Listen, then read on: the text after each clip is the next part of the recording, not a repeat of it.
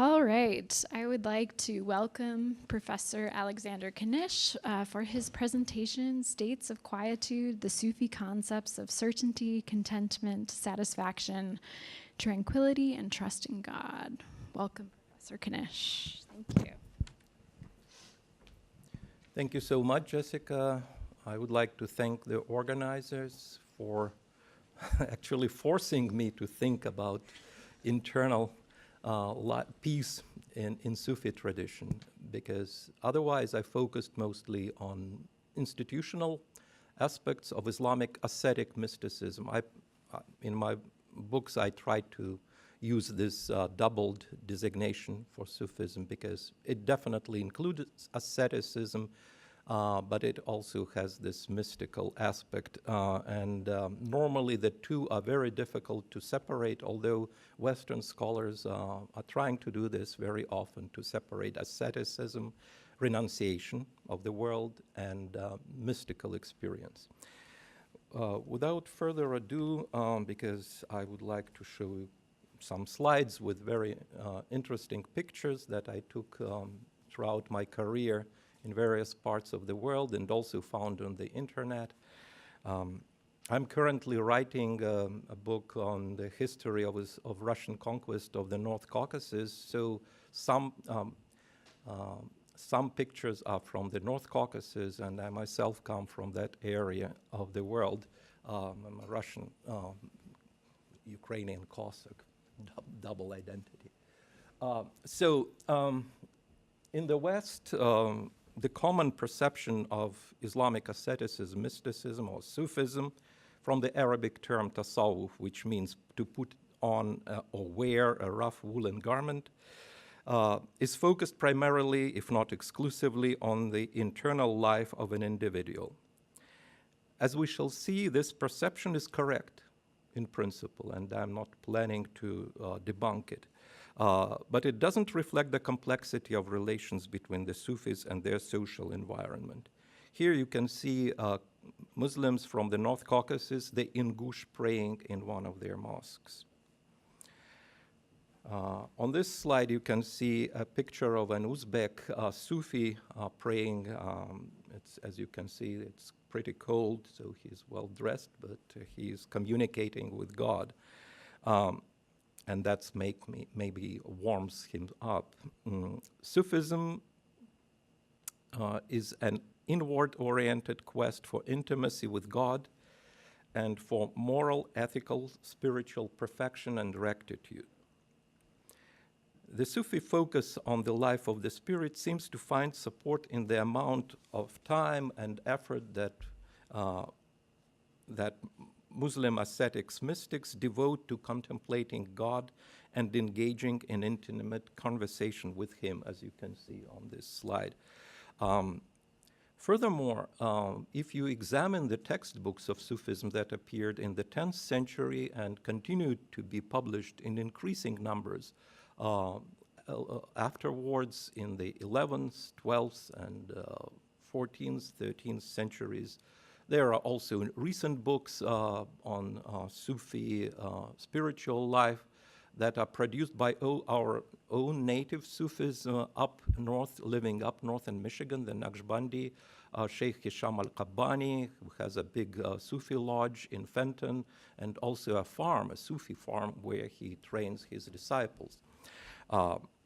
You can Google him if you wish, Sheikh Hisham Qabbani. Qabbani is spelled with K, but it should be Qabbani in Arabic.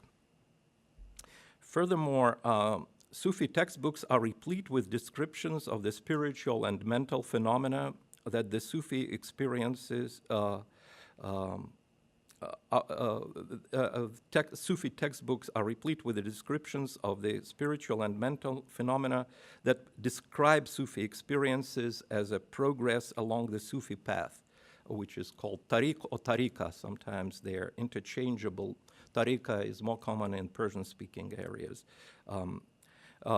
So these experiences are presented in a certain sequence that is described as the path to God. And all who are familiar with the history of world mystical tradition can recognize the idea of the via in Christianity, also the path to God. Via illuminativa, for instance, is the upmost, the highest stage of the spiritual progress of the Christian mystic. This path is punctuated by the stations, literally way stations or stations, maqamat, singular maqam, where Sufi is required to conquer this station through exerting himself or herself in his or her quest for spiritual purity and closeness to God. While on their road to God, the Sufi experiences various spiritual states called ahwal, and they are also described in great detail and with lots of nuances in the Sufi literature. When I was invited to participate in the conference, I tried to determine the semantic field that the idea of internal peace reflects in the Sufi tradition. And I will discuss today the Sufi concept that some Sufi teachers, mashayikh or singular sheikh, treat as stations on the Sufi path, while others categorize as states. I will not delve into why they categorize the same idea as either station or state. It's a complicated issue, but if you're interested, I might answer it during the question and answers section of this presentation. So immediately when I learned about the topic of the conference, I went to the Sufi manuals, to the library, picked them up from the shelves, and started to look up the descriptions of the spiritual state, hal of tranquility, itma'nina in Arabic, with the emphatic ta, itma'nina. Or mutma'inna also sometimes. I decided to start, as all scholars do, with the earliest definition, and I found it in Abu Nasr al-Sarraj al-Tusi's book called Kitab al-Luma fit Tasawwuf, which is usually translated as the book of flashes in Sufism. But it's more, I think, in my view, it is what is essential in Sufism. That's the original meaning, but I can defend it, but I don't have the time to do that.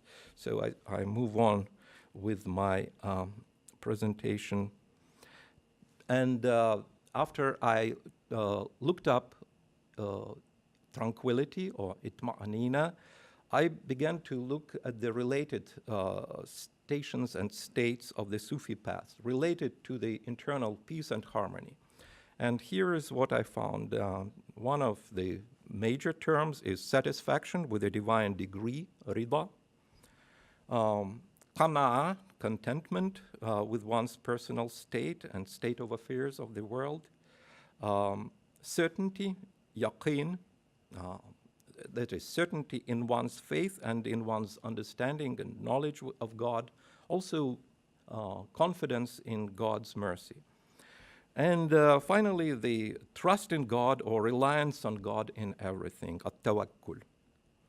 In general, tawakkul means that you place your trust in God, and to the extent that you sometimes abstain from even earning your livelihood.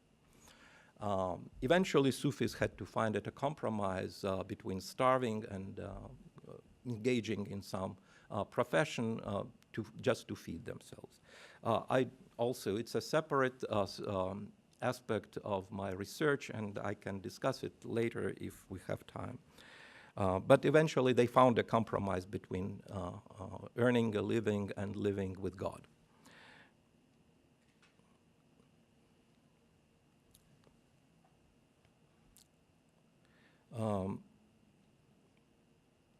The interconnectedness of these notions, which I've just mentioned, satisfaction, contentment, trust, certainty, and tranquility,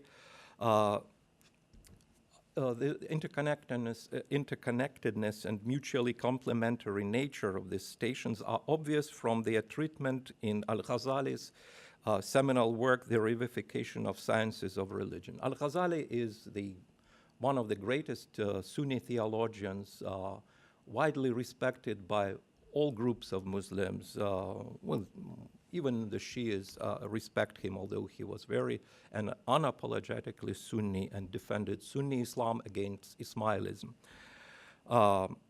Here you see a book which is attributed to him. It's actually not probably his book, according to my Russian colleague Hismatulin, who says that it was later ascribed to him.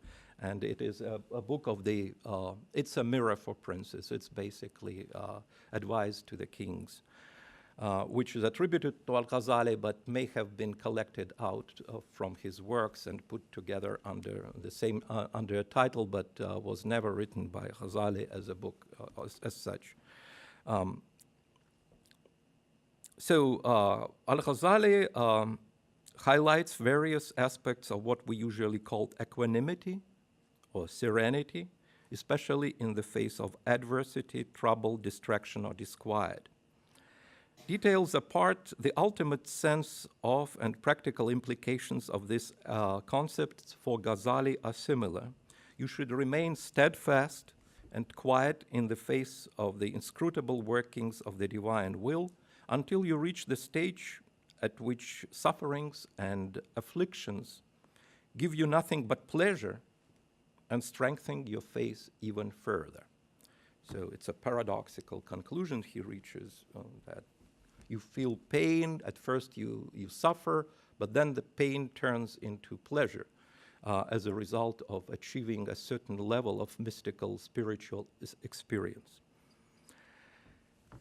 So completely absorbed in contemplation of God and experiencing his immediate presence, the Sufi becomes oblivious of it's a misprint, of his external condition or her external condition and of the world around him or her.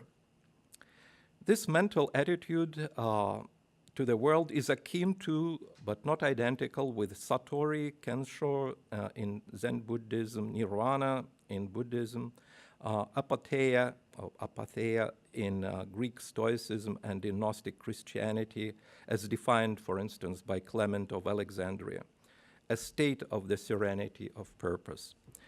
However, we should not treat these parallels as signs of mere borrowing or cultural transfer into Islam of prefabricated foreign ideas. The Sufi concepts we are dealing with are undeniably and recognizably Islamic.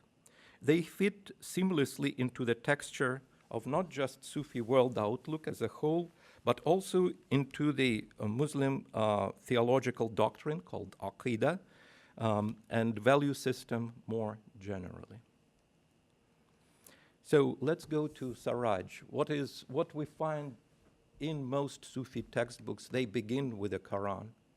Several quotations of the Quran, followed by several quotations of the Hadith, and then followed by the quotations of the Sufi authorities.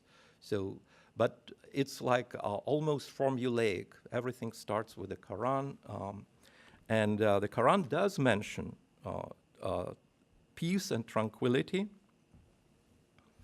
And it says, the soul that achieved tranquility, return to your Lord well-pleasing. Enter thou among my servants. Enter my paradise. It's very beautiful. An-nafs al-mutma'inna, the soul at peace, or that tranquil soul.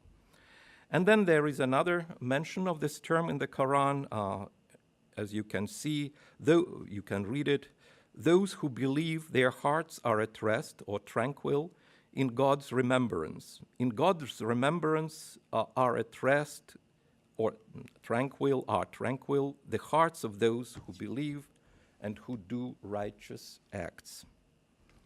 So, as I told you, then he proceeds to quote hadith, which I skip, and I turn to the traditions going back to the early Sufi authorities quoted by Sarraj. Sarraj, to remind you, lived at the end of the 10th century. So he quotes the Sufis who lived from the early 9th century all the way to his own lifetime.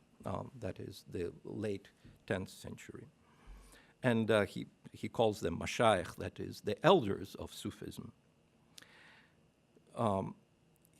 He quotes a Sufi named Ad-Damaghani who explains the meaning of the aforementioned verse of the Quran, and I quote it here. Hearts rejoiced and cheered, and I just showed them on the screen.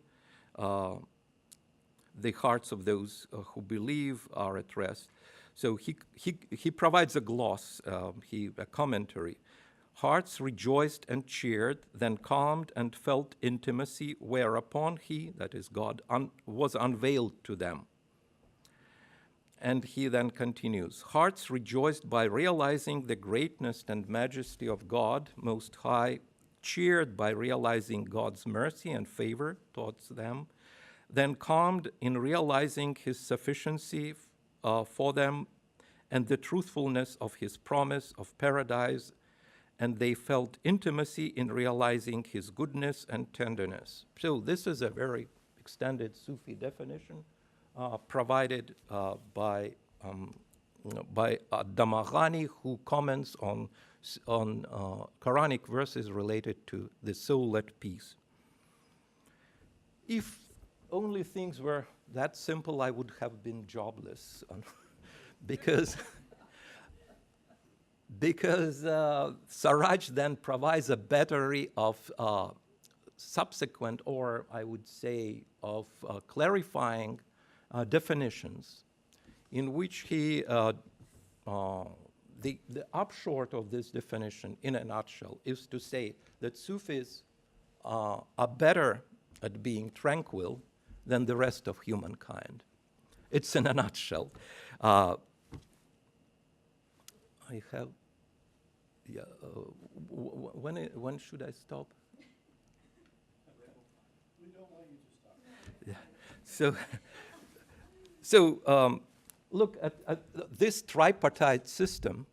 He gives every definition and says, including tranquility, and he says the first type belongs to the ordinary believers, al-amma, or the vulgar, sometimes it's translated in European sources, who find peace or tranquility in remembering the mundane bounties and provisions that God bestows upon them on a daily basis, while at the same time warding off woes that have befallen them. This is the first type. The ordinary people experience tranquility in this way. So they are just grateful to God, and they are assured that their sustenance will be provided by God. So that's then their souls rest or achieve tranquility. The second type belongs to the elect, al-khusus, he says, who resign themselves to the fulfillment of divine degrees, that is, divine predestination, and are patient in tribulation while being conscious of their acts of piety and obedience toward God and taking pride in them. And this is wrong, he says, because as long as they monitor their own actions and take pleasure and pride in their being very pious, they are not still focused completely on God. The third type is the type that he considers to be the type of the elect, truly special, if we want, khusus al-khusus, who reverently acknowledge that their hearts cannot remain tranquil.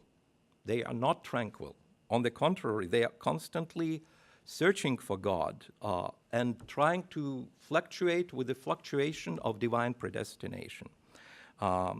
And because they also realize that the face of God is unfathomable or inspiring, and he's incomparable and unique, and they simply cannot find a rest with any of the divine manifestation. They have to go with the flow, changing their internal condition with the changes of the different manifestations of God. And this is the utmost sign of tranquility. To sum up what Saraj's tripartite definition of the state of tranquility, in principle, any believer is capable of experiencing tranquility. However, the tranquility of the Sufi is way above the ken of ordinary believers. Saraj, who represents the Sufi community, I would say he calls it Ahlul or Ashab Hadith Taifa or Ahlul Haq, the people of the truth or the people of this community. He says that they achieve the privileged special knowledge, ma'rifa, that the rest of the believers by definition cannot possess. By the way, he also calls them the tribe, al-qawm, interesting, or the people, my people. So this knowledge, ma'arifa, is apportioned to people by God according to their spiritual receptivity or level of spiritual and moral piety and mystical awareness. Now we enter the realm of the relations, very difficult and sometimes uneasy relations between the Sufis, who are individualists to some extent, or who are, I would say, elitist also. As you recognize from this tripartite definition, it's obvious that they consider themselves to be the elite of the Muslims. So how does the society react to them? It probably doesn't like their claims. Saraj, for instance, says that even the Muslim scholars, not to mention the ordinary people, are still below in their tranquility and in other moral features or the praiseworthy moral features and traits than the Sufis. The Sufis are the cream of the cream of the Sufi experience and of the mystical experience and of the connections with God. So Al-Ghazali, whom I already mentioned, in his monumental revivification of the sciences of religion, tries to combine this Sufi focus on the internal life with their presence in the society, and tries to alleviate the ill feelings between the Sufis and the rest of the believers, because the believers look suspicious at Sufis' claim to the privileged special knowledge. Here, I probably just skip my discussion of how Weber's ideas of the inner-worldly mysticism were the inner-worldly asceticism versus otherworldly mysticism, how that this fits into Al-Ghazali's discussion. I would like just to point out that that the German scholar tried to separate two types of piety. One that is active in the world, the other is otherworldly, as he said, oriented. And he also considered them to be very distinctive types of piety. Here you can see a Sufi lodge in the Balkans. It's one of my students took it during his travels, very nice looking. So his revivification, in his attempt to reconcile Sufism and society, Al-Ghazali says that Sufis should be in the world, should be active in the world, should actively participate in the world, living in the midst of ordinary people and being subject to their abuse, ridicule, and moral imperfection. Life in the crowd is more conducive to taming one's animal soul, which is the ultimate goal of every ascetic mystic. So that's why many Sufi scholars and teachers advise their followers to go to leave the safe confines of their Sufi lodges, they're called ribatat in Al-Ghazali's text, and come out and engage with the world outside the protective walls of their lodges. This popular outreach implies serving people of the marketplace by praying for them and dispensing divine blessings to them. Ibn Khaldun, who lived in the 14th century, as you could see from his dates, brings home the same message, quoting a famous saying of the Prophet that encourages his followers to strike a balance between serving God and heeding the demands of human nature. Like Al-Ghazali before him, Ibn Khaldun advises aspiring Sufis to mix mukhalata with people as opposed to secluding themselves from society, uzla.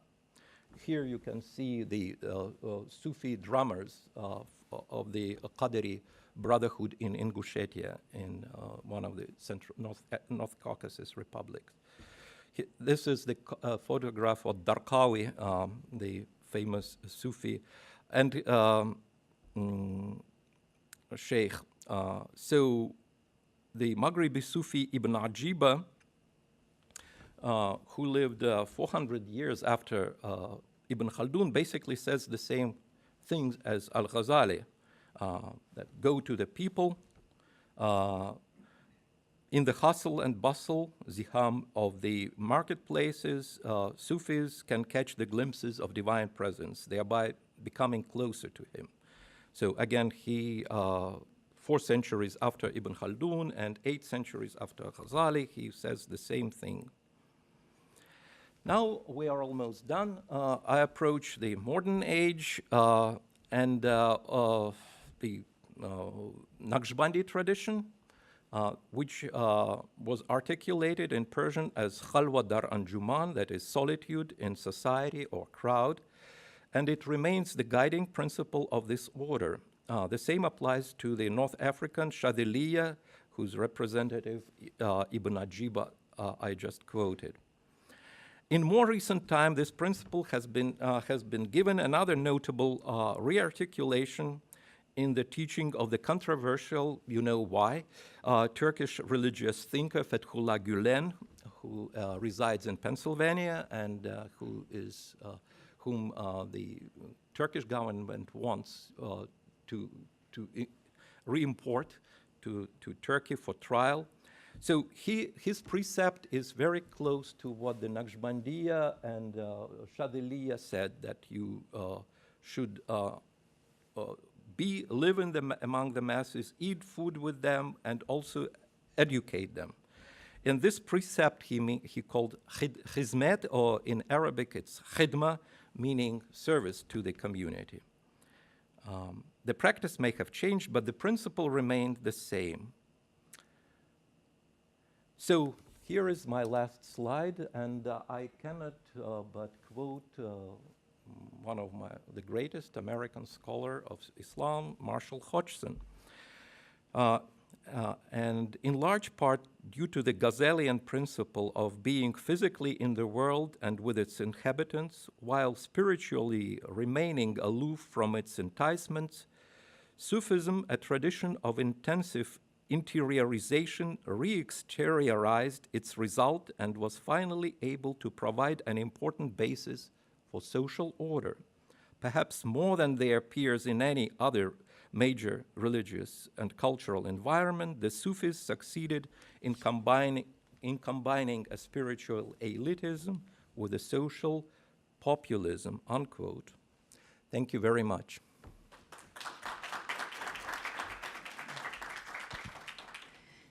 Thank you very much, Professor Knysh. I think we are ready for Michail. Yes, wonderful. From the Department of Middle Eastern Studies, he's going to be the respondent. Thank you, Michail. Thank you very much, Professor Knysh, for sharing your paper with me, and thank you also for inviting me to provide a response to Professor Knysh's paper. In his paper, Professor Knysh discusses Sufi approaches to solitude as a path to reach God, and he demonstrates the idiosyncrasy of ascetic isolation, which can be achieved even within a mundane environment. One thing that I found very interesting are the different stations in the mystical path a concept that is shared in common with mysticism in Christianity. Professor Knysh gives a succinct definition of certain stations in the mystical path: satisfaction, contentment, certainty, and trust, which help the practitioner to attain quietude and isolation from the world. These states seem to shield the practitioner from everything that is related to the world, and it appears that they are almost there to foster practitioner's anti-world attitude, one that protects him or her from anything related to the hoi polloi. Whereas one would expect that the internal life of the ascetic-mystic, protected from any outside influences, is what matters for the Sufi teachers, Professor Knysh explains that this is not the case. He refers to Al-Ghazali to underline that retaining contact with God while remaining in the world and being subjected to the hoi polloi, scorn, is what provides spiritual reward. In short, Sufism combines living in the world and uniting with God in a way that surpasses the temptations of the world. This idea makes me think of Eastern Christianity's approach.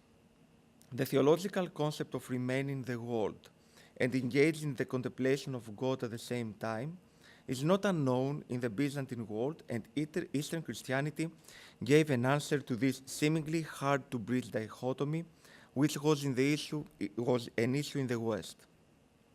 Medieval Byzantine hagiographical narratives portray laymen and laywomen and male and female monastics living in the world, participating in its affairs, and at the same time gazing at God through the energies of the soul. This tradition that the East endorsed is also attested in the stories that describe the fools for Christ, male and female Christian saints who engaged in irrational actions to receive the scorn of their fellow persons as a form of ascesis, that is a spiritual exercise to practice humility and to reach God, while at the same time they were contributing to the spiritual welfare of their community.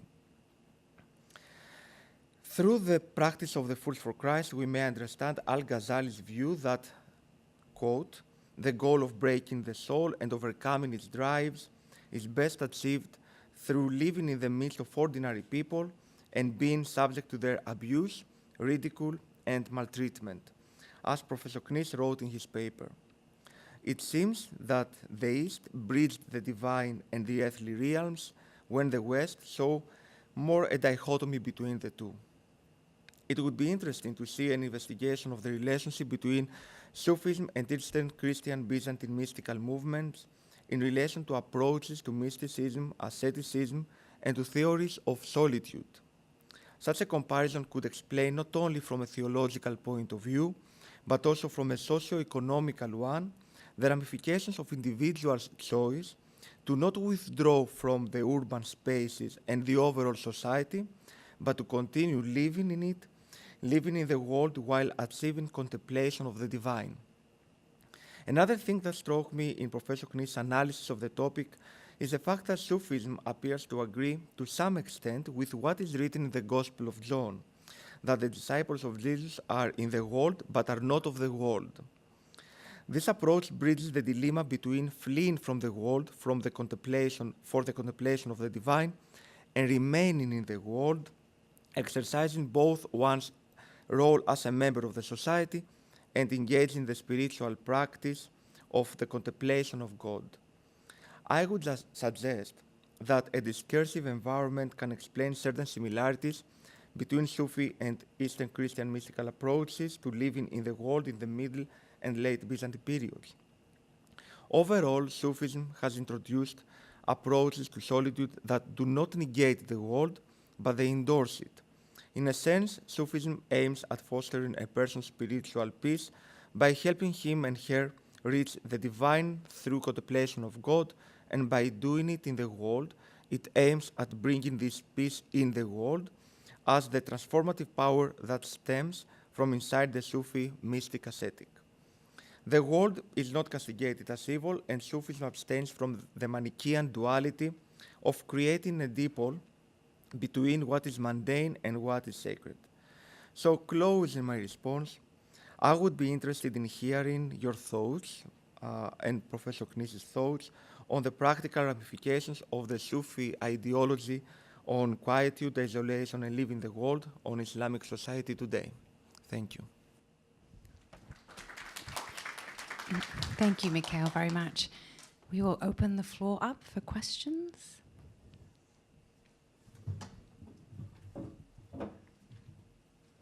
Well, thank you for these wonderful presentations, Professor Knysh and Michail. You know, when I took a course on Sufism, mysticism many years ago, my teacher began with a comment saying, mysticism often begins in mist and ends in schism. I think that seems to be true. Could you comment on how various Sufi tariqas and teachers reconcile and recognize the other? I mean, the theoretical literature is there, but what kind of relationship Sufi orders has in the past had and also have today? Thank you. Thank you.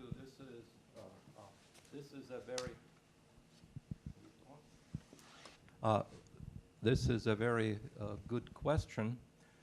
I would like to begin by saying, I'll try to be brief. I can talk about Sufism for the rest of the day because it's something that I enjoy studying and relating to and putting myself in the sandals of Sufis. Or sometimes they go barefoot, which is more difficult in our weather. The main accusation today against Sufis by the people who are collectively described as Salafis is that they are an agent of disunity in Islam. Whereas Salafis want to unite the Ummah, the sheikhs create their own communities that split up the community, the Ummah, into warring factions, mutually competing factions. So this is the Salafi view, and that's why they think that Sufism should be eliminated or should be driven into some marginal position. And Sufis resist this, of course. How Sufis reconcile? I believe that it is very individual. Some Sufi sheikhs are more ironic. So they accept other people's tradition, their other people's spiritual genealogy as valid, but they would still say that their lineage is better because it is more authentic, or it is more, I would say, conducive to life in this world, more haloed in some sense. And Sufis have never overcome these divisions. They normally do not act as a team. They usually act in communities, except when they seek to unite people against certain outside threat. But then they forget their Sufism and turn to Sharia. And that's what Emir Abdel Qadir did. So the unification of the tribes in Algeria was based on the enforcement of the Sharia. And that's what Shamil, the leader of the anti-Russian resistance in the Caucasus, did. He didn't present to himself to his followers as sheikh. It was his second head. But his main authority sprang from his enforcement of the Sharia. Sharia unites fragmented communities based upon the similar rules and fulfillment of certain prohibitions and restrictions. For instance, the drinking of wine in the Caucasus was rampant, but so his main action was to break the jars of wine, which was part of the enforcement of the Sharia, and his authority sprang from his being the enforcer of the Sharia rather than his being a spiritual teacher. Yes, spiritual aspects were also important. For instance, when he didn't know what to do, he would go into khalwa, into seclusion, and then listen to what God will tell him in his soul, in his communication, or in a dream. So, but that could be done by any Muslim. It's called istikhara, the practice of seeking advice. So it's a long question. I don't know if I satisfied your curiosity, but at least I tried my best. Well, actually, there was I'm not even asking because, in a way, what you're saying is just confirms that sometimes the Sufi, this idea of unity and love self-negates when you have those kind of schisms between Sufi groups. And so I'm just creating more disunity. I'm sorry about that. So, yeah, as you can see, you agree with the Salafis. And I think the Salafis have a valid point. I do not condemn them because I see the truth on both sides. Actually, if I'm allowed to disagree with you a little bit, which is fine. I mean, I think that looking in different contexts, you can probably have different perspectives. From my, I spent 2 years doing fieldwork among the Sufis in Egypt, and in contemporary Egypt, I actually do not see such divisions at all. On the contrary, a lot of Sufi life is involved in the celebration of the Moulids, the various Saints' Day celebrations, and a lot of that is visiting each other's groups. And so, in fact, most of my 2 years were spent with Sufis traveling around and visiting different groups that were visiting each other. So, and they. The way they talked about, I often heard sheikhs talking with tremendous admiration about sheikhs of other orders and great miracles that they had done or whatever. So I really think that this has to be contextualized, because certainly in the context of Egypt, I do not see this kind of schism. I'm not saying it could not happen. I know that Taha Hussein talked about in his childhood how there were, these two sheikhs who were always competing for affiliation. And human beings are human beings. I'm not trying to idealize them and say this can never happen, but I would say that isn't the overall ethos. Also, I've read an awful lot of Salafi criticisms of Sufism, and I've never seen schism being the primary criticism. I've seen them criticizing Sufism because they delegitimate the whole idea of spiritual inspiration and intimacy with God, and because they see many of their practices as idolatrous. They're praying at saints' tombs and seeking the intercession of the saints, etc. Also, they have rehumanized Muhammad, which is very offensive to the Sufis as well. But so I guess I'm not necessarily denying any of what you said, but at the same time, I'm trying to sort of fill out the picture perhaps a little more. You are absolutely right. The situation in the Egyptian Delta is very different. And I just endorsed the book for University of Cairo Press, written by the French scholar on the Maulid in Tanta.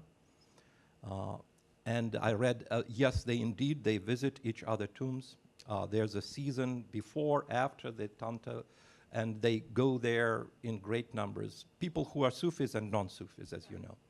So I think they also see the common threat to their existence. Secularism on the one hand, and on the other hand, Salafis. So they tend to unite and close ranks in the situation that when they feel that their entire tradition, not their particular community, is in danger. So I agree with that completely, yes. And in Egypt, they had to rally around their institutions to protect them from the rage of the Nur and other opponents of Sufis. And Muslim Brotherhoods, they are major critics.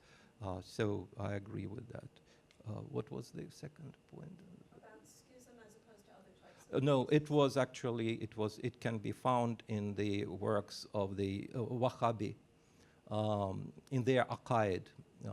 And I quote this in my recent book verbatim. They think that that the vociferousness of Islam today is due in part to the mutual hostilities of Sufi brotherhoods. Thank you. Thank you for your talk. I wanted to ask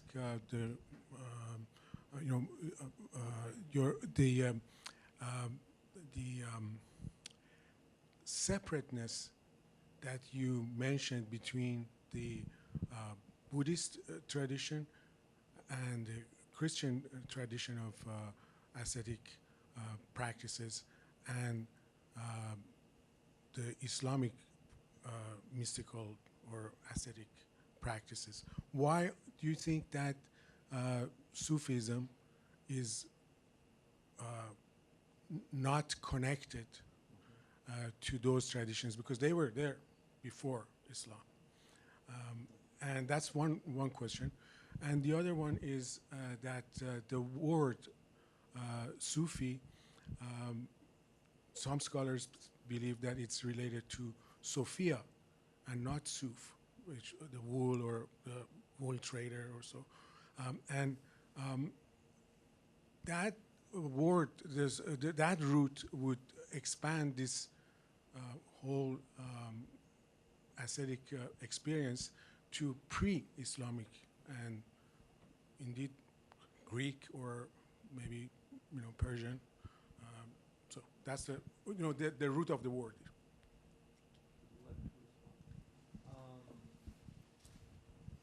So about the root of the word Sophia and Sufi, I'm not sure whether there is, there are homophones, kind of homophones, so they kind of sound the same. I'm not sure whether though the word Sophia can be seen in the word Sufi, in the term Sufi, because Sophia actually has a more ontological sense in classical Greek when it appears. And of course, this ontological sense continues and is enhanced even more. So we're talking about the word Sophia in Greek, something that endorses not just wisdom, but not even a state of living and a state. It's actually a state of becoming part of God's intellect, the word Sophia. So, and again, it depends on the time period that one reads that word. In classical period, completely different. In the word Sophia can mean someone who is wise, the wisdom.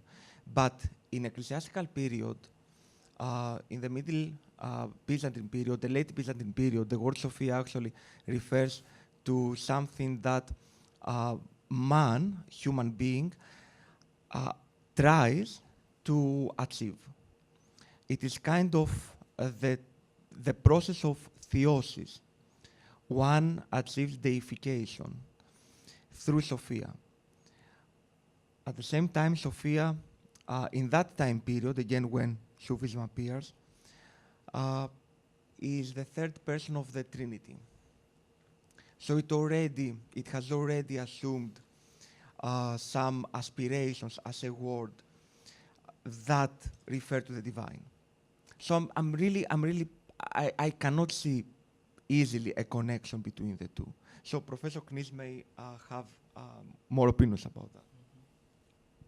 I think it was a very good question about Sophia. Well, but it was decided actually on the basis of the morphology, because the word for Sophia in Arabic is spelled with sin, whereas Sufi is with Sad. So the first person who proposed it ignored that. His name was Al-Biruni. He was the first in the 11th century who proposed that the word Sufi may have derived from Greek Sophia, but it's linguistically impossible. Just because Sad can, for instance, in Arabic there is the word Sophistaiya, the sophists, which has the same root, and it is spelled always with sin, never with Sad. So it makes this connection far-fetched. We owe it to Biruni, who was a wonderful encyclopedist, studied India, but who came up with this explanation. Buddhism and Hinduism, it's a very also fraught question, the roots of Sufism, the origin. For instance, Karl Ernst says, don't even go in this direction because it is all wrong to try to trace Sufism back to Christianity, Buddhism, Hinduism, because it's a typical Orientalist exercise. But at the same time, on the other hand, we have perennialists like Guénon, Chuan, and others who say, oh, it's all eternal wisdom that manifests itself in Buddhism, Zen Buddhism, Hinduism, in all religions, Christianity, Judaism, and the core is the same, unchangeable, perennial, whereas the dress, the trappings are different. So it's an old debate. The latest book about that was written by Gregory Lipton, who debunks the perennialist view of Ibn Arabi and other Sufis. He says that they always give priority to Muhammad, not to the physical Muhammad, but his primordial essence as the principle not only of prophethood but of humanity itself. Therefore, Muhammad is being so central to Sufism. There is no way it can be that Sufi philosophy can be interpreted along the perennialist line. He makes a lot of mistakes in his books, but the main thesis I criticize it in my review at the Bulletin of the School of Oriental and African Studies, because he really demonizes Chuan by tracing their ideology to Aryanism and claiming they were Nazis, more or less. Which is, I found excessive and unnecessary, because he could have proven his case without such besmirching remarks. Thank you. Great. We have a question right here. So first and foremost, thank you both for your presentation. For Professor Knysh, I'm really glad that you mentioned Imam Shamil, because I am curious about, in the case of Imam Shamil, who is definitely like within the Sufi tradition, and in the context of a conference on peace studies and Islamic studies, I'm very curious about the Sufi tradition in the instance of Imam Shamil being, and the structures of the Sufi tradition being utilized as a form of resistance. And when we see that historically, whether it's anti-colonial resistance or any other form of resistance, and sort of whether there's any tension there, or what your thoughts are on that in general.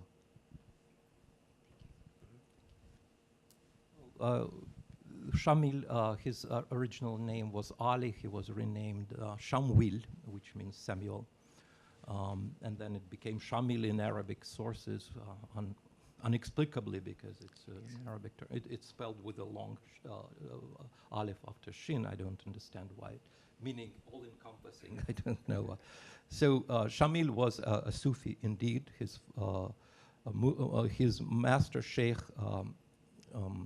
his name was Jalaluddin Ghazi-Gumuki, from the Aul or Ghazi-Gumukh in Avaristan, in Dagestan. He told him not to engage in jihad against Russians. He disobeyed, so that makes him not a very obedient murid. But Shamil was, of course, understood that the Russians were bound to disrupt the entire way of life and impose a law, replace it with a Sharia. So he used all the authority he could gather. It could be Sufi, it could be Sharia enforced, just to rally the fragmented tribes of the North Caucasus against a common danger, the Russian conquest. More or less the same thing happened in Somalia, where the person named whom a British called Med Mullah used his Sufi connection and Sufi poetry to rally his tribesmen around the common cause. The same happened in Sudan with al-Mahdi, the Sudanese Mahdi, who were also, they killed General Gordon, and they were described as dervishes, that is Sufis, in the British sources. Sufis could unite, could use the spiritual power of the Sheikh Murid connection to create very viable political entities. Sudan still was founded, and so was Libya. Both countries were founded by the Sufi leaders, who were also heads of their states. But today, it's a different story. Today, Sufis tend to align with the government and its policies. And the most dramatic examples are the Sufi enforcement, very vigorous enforcement of Sufism in the North Caucasus, when the local Sufi leaders seek the support of the Russian state against their opponents, who are usually Salafis. And in this way, Sufism became a problematic option for young men and women who are unhappy with the status quo in the society and who see Sufism as a stalking horse of Russian colonialism. That's basically what happens. Kadyrov, the head of Chechnya, is a Qadiri Muslim. His father was killed by the Salafis. So he avenges himself on Sufis, on opponents of Sufis. Thank you.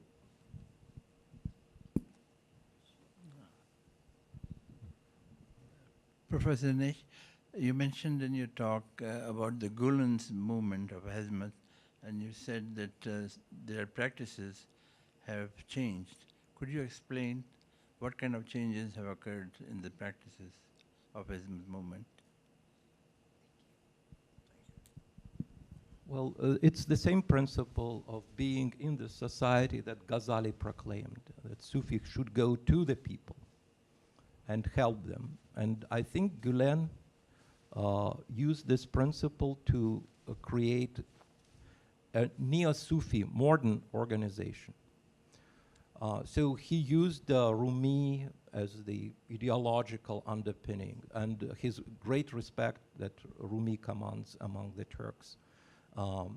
So he was also a promoter of Turkish culture.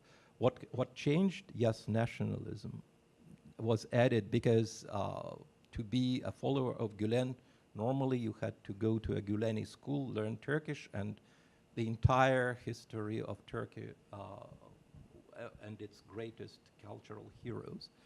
He also put it almost on an industrial basis. The education became his primary way of returning Turkey to its Islamic roots. And he was in full agreement with Erdogan on that issue until, Erdogan, being who he is, I'm not here to attach labels, he decided that they were too dangerous to his own authority, and he turned against them. And then the coup, which I still cannot figure out, maybe Professor Cole can enlighten us, that was the death blow to the Gülen movement. And now it is persecuted not only in Turkey, but here in Michigan, there's a Niagara Foundation and other outfits that suffer from that persecution at home. Across the United States, Gülenis have to conceal their identity, even more than before. That's the sad story of two religious leaders who eventually failed to divide the turf, because one was committed to this zero-sum game. That's my take on this situation. But it's the creation of a really modern network of schools, dispensaries, institutions that only could have happened in the modern age with all the internet and or other ways of recruitment. That's what I say would be distinguishes the original precept of khalva dar anjuman, being one in the crowd. It was focused primarily on service. Hizmet, as you know, became the main claim to fame of the Gülen movement, this focus on service to the community, and which made the movement extremely attractive to the people, because it provided services that the government sometimes was remiss in providing. And I'm not defending or condemning. It's not and saying his Sufism is weak or strong. It's just what happened. Whether he had the ambitions to take control over Turkey, it's a different matter. the next will be the last question. Well, thank you so much, Sasha and Michail, for these wonderful remarks and wide-ranging over history and context. I just wanted to bring us back to this issue of internal peace, and I was struck in Professor Knysh's presentation on the quotation of the Quran about the soul at peace entering into paradise. And I just wonder if the Sufis, and I'll bring this up with regard to the Byzantine tradition and the hesychasts as well, if this is intended to be modular in the sense of something to emulate, or that is to say, I think the typical American assumption would be when you talk about heaven, that's for the afterlife, or that's something over there. And I just wonder whether they intended this in some way, these quotations about the peace of heaven, to be brought down to earth in some practical way.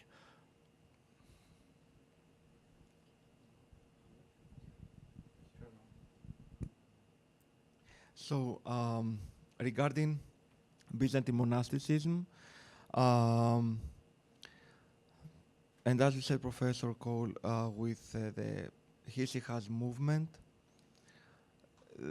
in Byzantine monasticism, the point is to make earth heaven. Not just to bring heaven in earth, but to transform the earth. And this is the point of Byzantine monasticism as a movement, although in Eastern Christianity we don't call it a movement, the way in the West it's called. And that's why in Eastern Christianity also there aren't orders, there is just the monastic order. The point is to transform the earth into heaven, and Professor Knysh talked about the lodges, the Sufi lodges. I would say about the monasteries that actually is heaven on earth.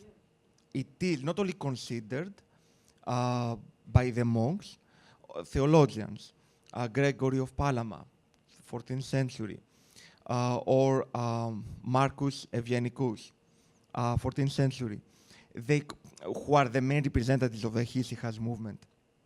They say that the monasteries is heaven on earth. It is a micrography of the society, of how the society can become now. So, regarding your question, Professor Cole, yeah, definitely in Eastern Orthodoxy and monasticism actually is becoming like angels, for example, but not only for the monks, but also for the lay people, by being monks in the world. Yeah, this. Yeah, I think in Eastern Christianity, this teachers were seen as beacons of from heaven, or indicators, or fingers pointing to heaven. They were among the crowd. They were seen as such beacons of divine presence, and I think Sufi masters were seen as such. With regard to the Quran, so there are three mentions of the nafs, the soul, the anima, the soul. That is, the first is the lowest position, or the lowest status of the soul, which commands evil, al-ammara bis-su, in the Quran.